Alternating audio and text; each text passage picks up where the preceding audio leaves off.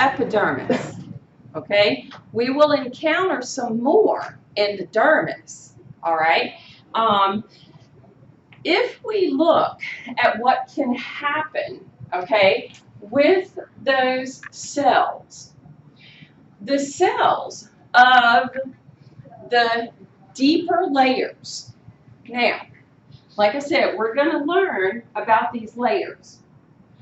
Those cells that are very close to that basement membrane, they are going to be cells that have access to that blood supply. This means they're getting a lot of nutrients, they're getting rid of their wastes, okay, and they're going to be termed desquamate. Now, they undergo mitosis. And what was that? Cell division. One cell becoming two. If that's the case, the cells that are going to be very close to this dermis with the blood supply and that basement membrane, they're going to be the ones that are dividing. One becoming two, two becoming four, and so forth. But then they have to push upwards.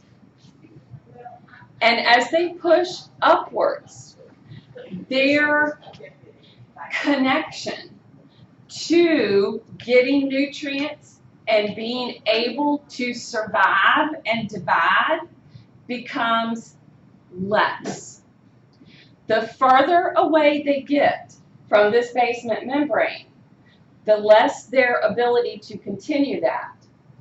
So as they continue getting pushed upwards and upwards and upwards, okay, by the time we get to top or upper layers, these cells are now dying. And at the very top layer is where we're getting the dead cells that are continuously sloughing off. Okay? All you got to do is look into a light and you see them flying around, because that's the majority of what's flying around. Okay? So, it's those layers at that deepest level that are the ones that are dividing and pushing upwards. As they push upwards through those layers, the keratinization takes place, meaning we're going to get the keratin in getting transferred to those melanocytes. So as the cells push upward and the upper ones begin to die, they're getting filled with keratin. So those outer layers, the cells, have a lot of keratin. That serves as a layer that helps us resist abrasions. If we didn't have that, something as simple as picking up paper, picking up our phones, putting on our clothes, okay, would be irritating. All right? And therefore, if we get this ability to resist that type of abrasion and roughness on our skins, we're going to also form the permeability layer, which is keeping us waterproof. So this epidermis, we're going to divide into these layers. The layers are termed strata, because strata means a layer. 1, 2, 3, 4, 5.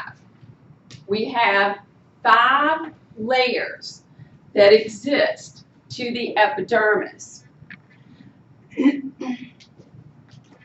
This one, cornea. Outermost layer, basally, is the deepest layer. Let that term, basally, make you think about the base, all right? The bottom. That bottom layer has the term germinativa, meaning it can germinate. This is the layer that is going to be able to have a very high mitotic rate, meaning there is a lot of mitosis that's occurring.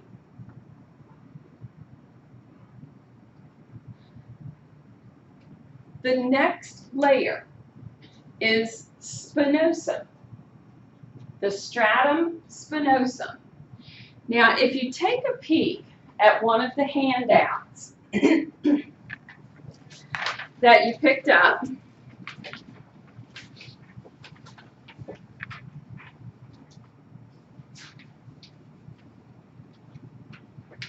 uh-oh, what did I do with my copy of it? Here we go.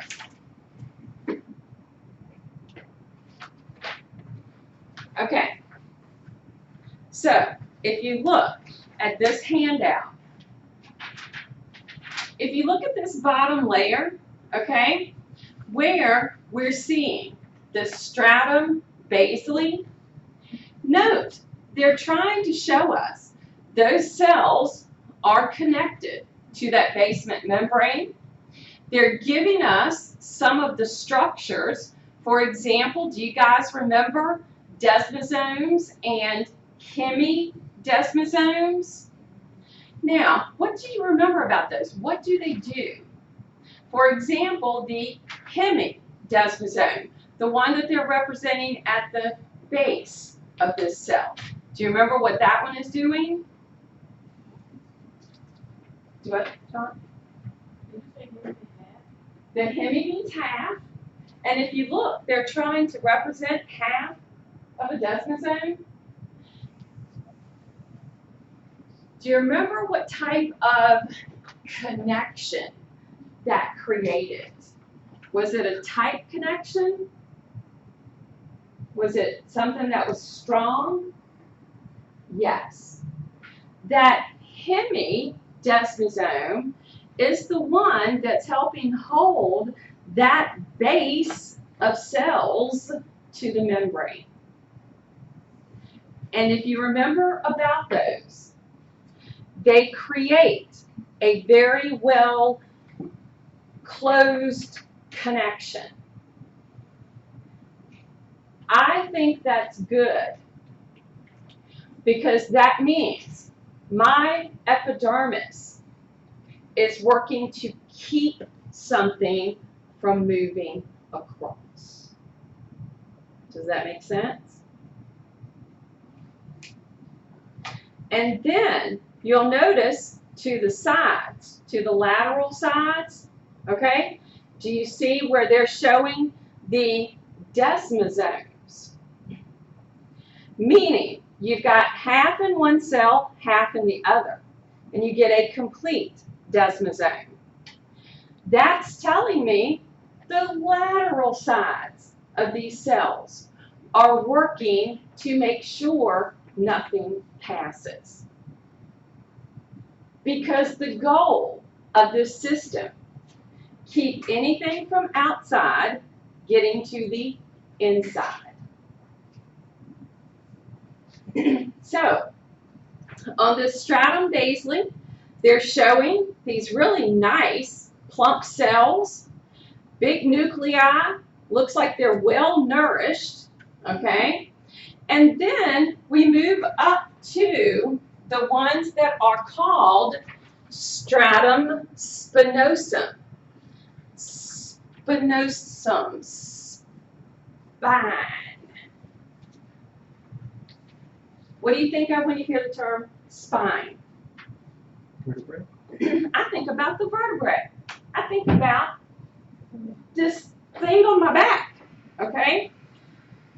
So the reason that we get that, if you look at the structure of these cells, now note this bottom layer at the basement looks like we've got some really cool cubed cells, all right? Then as we move up to the next layer, which is several cell layers thick, okay? Do you see how they're trying to show like 1, 2, 3? They're trying to show us that it's several cell layers thick, okay? But note, we're beginning to see the keratin fiber, i.e. protein, all right, develop.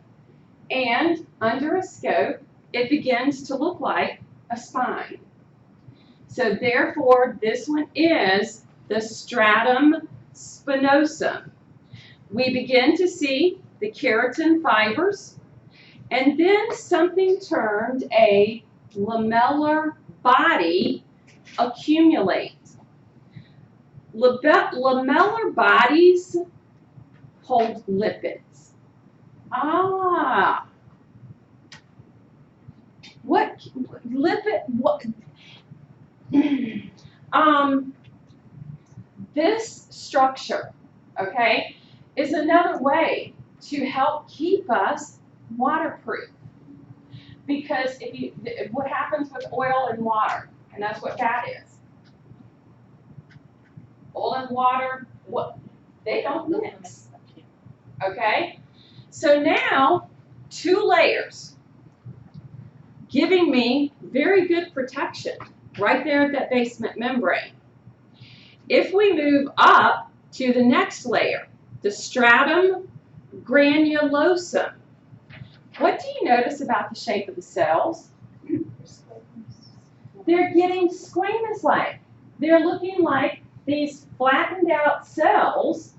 Looks like the nucleus is beginning to disappear, not a whole lot there. And then granules, granulosum, okay? We begin to see they're trying to point out the keratohyalin granules because they look like little pieces in the cell. So now we're going to see that in this granulosum, the keratohyalin and a hard protein envelope begin to form. The lamellar bodies release their lipids. So now, in this layer, we are adding to the protection of the inner portions. Now, the next layer, stratum lucidum. Stratum lucidum, lucid, okay, clear is what that means. This would be a layer that would be clear looking. They're trying to represent it with that no color there, just in the gray, all right? It's only found in 2 places of the body. This layer is only found in our palms and the soles of our feet. It contributes to what is termed thick skin. So what this means, it is only found on the palms and the soles of our feet. Everywhere else on our body of skin, which is a whole lot, has the 4 layers. So lucidum is not present anywhere else. All the remaining areas of our skin are only 4 layers. Palms, soles, 5. Okay?